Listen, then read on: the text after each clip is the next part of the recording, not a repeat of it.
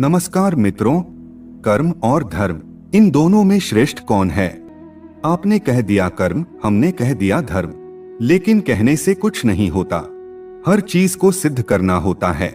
आइए हम सिद्ध करते हैं कि कर्म और धर्म इन दोनों में श्रेष्ठ कौन है, बड़ा कौन है और इनमें क्या अंतर है।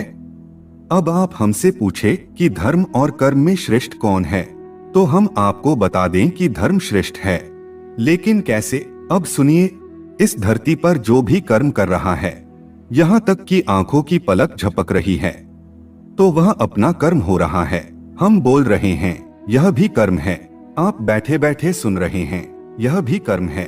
आप मोबाइल चला रहे हैं, यह भी एक कर्म है। कुछ भी आप कर रहे हैं, वह क्या है? कर्म है। कोई शराब पी रहा है तो वह भी कर्म है, और कोई दूध पी रहा है तो वह भी कर्म है। माँ के पैर दबाना कर्म है, और माँ को गालियां देना भी कर्म है। किसी के साथ झगड़ा करना भी कर्म है, और किसी की आरती उतारना भी कर्म है। परंतु अब हमारा धर्म जो है वह क्या कार्य करता है, इसे समझते हैं। धर्म जो है वह यह बताएगा कि कौन सा कर्म करना है और कौन सा कर्म नहीं करना है। बिना धर्म के कर्म अंधा है, उसे दिखाई नहीं देता है कि क्या सही है और क्या गलत है, क्या पाप है और क्या पुण्य है। यह धर्म ही है जो हमें दिखाता है। कर्म दो प्रकार के होते हैं, एक अच्छा कर्म और एक बुरा कर्म। धर्म ही दृष्टि देता है कि दूध पीने का कर्म करना है, लेकिन शराब पीने का कर्म नहीं करना है। माँ के पांव दबाने का कर्म तो करना है, लेकिन माँ को गालियां देने का कर्म नहीं करना है। मेहनत करने का कर्म तो करना है, लेकिन चोरी करने का कर्म नहीं करना है। अब कर्म हमें दो चीजें देता है। अच्छा कर्म हमें पुण्य देता है और बुरा कर्म हमें पाप देता है। अब कोई व्यक्ति किसी प्राणी को मारकर और उसे पकाकर खा रहा है, तो वह भी अपना कर्म तो कर रहा है, लेकिन उसे धर्म का ज्ञान ना होने से उसका वह कर्म उसे पाप दे रहा है। इसीलिए व्यक्ति कर्म तो कर लेता है, लेकिन उसे धर्म का ज्ञान ना होने से व्यक्ति वह कर्म भी करता है जो उसे नहीं करना चाहिए। व्यक्ति को वही कर्म करना चाहिए जो करने योग्य है, लेकिन उससे पहले उसे धर्म की कसौटी पर कस लेना चाहिए कि यह कर्म योग्य है या नहीं है। आपके पास छुरी या चाकू है तो इससे आप किसी प्राणी की गर्दन भी काट सकते हैं और किसी फल को भी काट सकते हैं। आपको कौन सा कर्म करना चाहिए यह धर्म बताता है। इसीलिए प्रत्येक व्यक्ति को धर्म का ज्ञान होना अति आवश्यक है। सूर्य का धर्म है सौरमंडल में प्रकाश फैलाना। पानी का धर्म है जीवधारियों की प्यास को बुझा देना। इसी प्रकार माता पिता का धर्म है अपने संतान का अच्छे प्रकार से पालन पोषण करना। उसी प्रकार संतान का धर्म है माता पिता को वृद्धावस्था में सहारा देना। शासक का धर्म है प्रजा का पूरी लगन के साथ पालन करना। उसी तरह विद्यार्थी का धर्म है ध्यान पूर्वक विद्या अध्ययन करना। इस तरह से ईमानदारी पूर्वक अपने कर्तव्य का निर्वाह करना ही वास्तविक धर्म है। अब धर्म को सही अर्थ में जानना भी बहुत जरूरी है। जैसे कि हमारे यहाँ कहा गया है कि अहिंसा परमो धर्मः। अब एक राजा के लिए अहिंसा यानी दूसरे राज्य के राजा को या उनके प्रजाजनों की बुरी महत्वाकांक्षाओं के चलते हिंसा न करना होता है।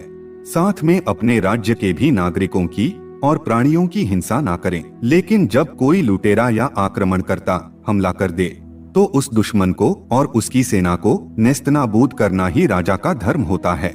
ऐसे समय अहिंसा परमो धर्मः उसका धर्म नहीं हो सकता।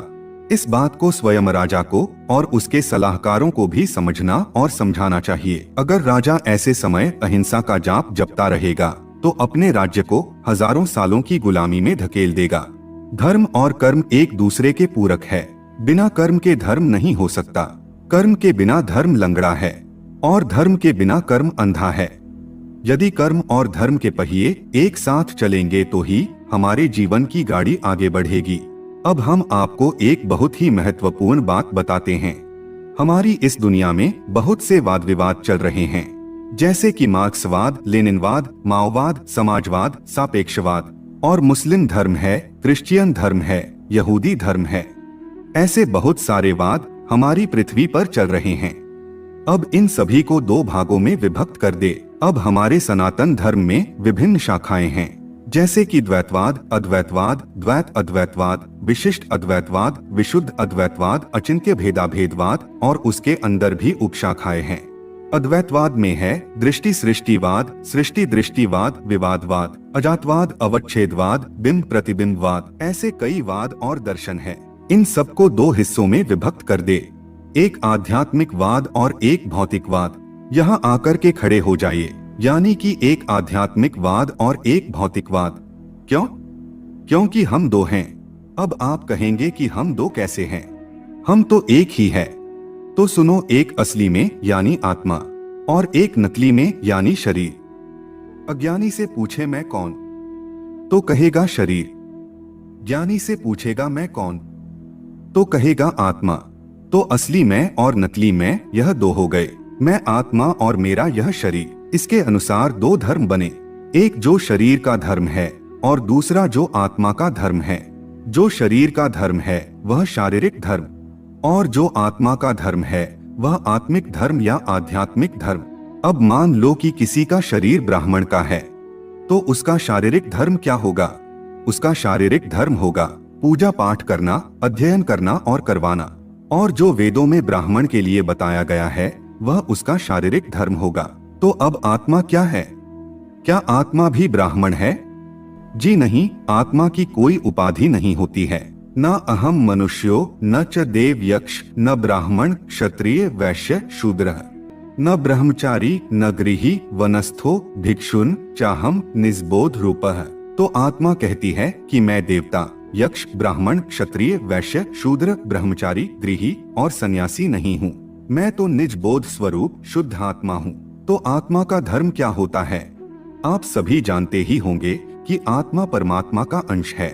तो आत्मा का धर्म होता है अपने अंशी को धारण करना, यानी परमात्मा को धारण करना, परमेश्वर की भक्ति करना, परमेश्वर को जानना, अपने आप को जानना यानी आत्मा को जानना और परमेश्वर में लीन हो जाना ही आत्मा का धर्म है।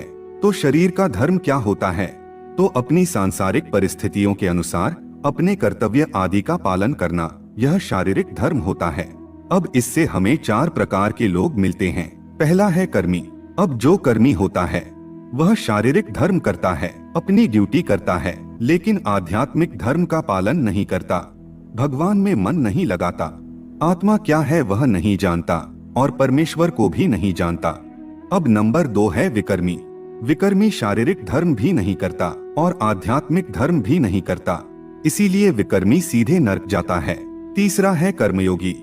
कर्मयोगी शारीरिक धर्म भी करता है और आध्यात्मिक धर्म भी करता है, वह दोनों ही धर्मों का पालन करता है। और चौथा है कर्म सन्यासी। कर्म सन्यासी क्या करता है? तो वह शारीरिक धर्म को छोड़ देता है, मात्र आध्यात्मिक धर्म का ही पालन करता है, जैसे कि संसार छोड़कर बने हुए असली त्यागी, बैरागी, योगी इत्यादि। अब हम रहते तो इस संसार में ही हैं, सन्यासी तो हम हैं नहीं। तो हमें कर्मयोगी बनना चाहिए, शारीरिक धर्म का भी पालन करना चाहिए और आध्यात्मिक धर्म का पालन भी करना चाहिए। गीता में भी भगवान श्री कृष्ण अर्जुन को कर्मयोगी बनने की सलाह देते हैं।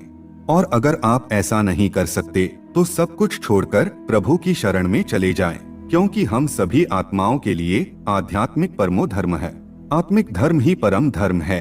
अब जब संसार में धर्म का क्षय होने लगता है, पुत्र अपने पुत्र धर्म का पालन नहीं करता, पत्नी अपने पत्नी धर्म का पालन नहीं करती, राजा अपने राज्य धर्म का पालन नहीं करता, लोग धर्म क्या है यह भूलने लगते हैं और झूठे संप्रदायों के चंगुल में फंसकर झूठे धर्म का पालन करने लगते हैं।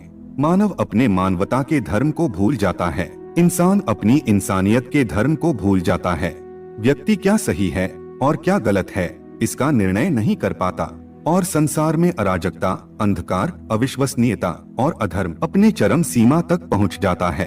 तब भगवान पापियों का और दुष्टों का नाश करने के लिए अपने इस कथन को साकार करते हैं। यदा यदा हि धर्मस्य ग्लानिर्भवति भारत अभ्युत्थानम् अधर्मस्य तदात्मानं सृजाम्यहम् परित्राणाय साधूनां विनाशाय च दुष्कृतां धर्म संस्थापनार्थाय संभवामि युगे युगे। तो मित्रों, ऐसी ही ज्ञान भरी और आध्यात्मिक बातें जानने के लिए आप हमारे चैनल आर्य लोक को सब्सक्राइब कर सकते हैं।